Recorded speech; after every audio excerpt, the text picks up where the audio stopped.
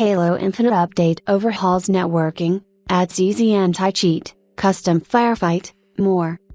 Halo Infinite's regular seasonal updates have come to an end, but 343 industries aren't abandoning the game, and in fact next week we'll see the launch of a fairly significant update.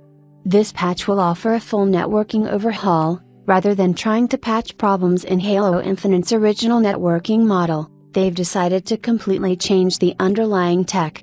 At the same time, easy anti-cheat is being added to the game. After launch, we heard the feedback around the game's online experience loud and clear: desync, being shot around corners, etc. And while we did release numerous updates to the previous model, they were not having the impact that players expected and deserved. When we recognized this, the team decided to shift gears and pursue a fundamental change to the underlying networking model. Since then, we've been heads down to make it happen.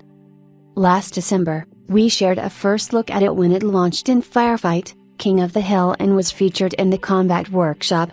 It was great to see such a positive response from the community online, in our surveys, and on Halo support, but we knew that it still needed some extra polish before it could roll out on a wider scale.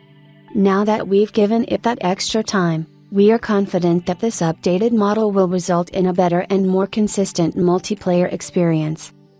Additionally, next week, Easy Anti-Cheat will arrive in Halo Infinite. Easy Anti-Cheat is a tool that monitors players' game files while they're playing Halo Infinite to ensure the integrity of each match and combat cheating. With the March update, our detection and enforcement capabilities will be enhanced, greatly improving the game's overall security and our ability to respond to cheaters. As is usually the case with this type of software, not everyone is a fan of Easy Anti-Cheat, so we'll see how fans react to its inclusion in the game.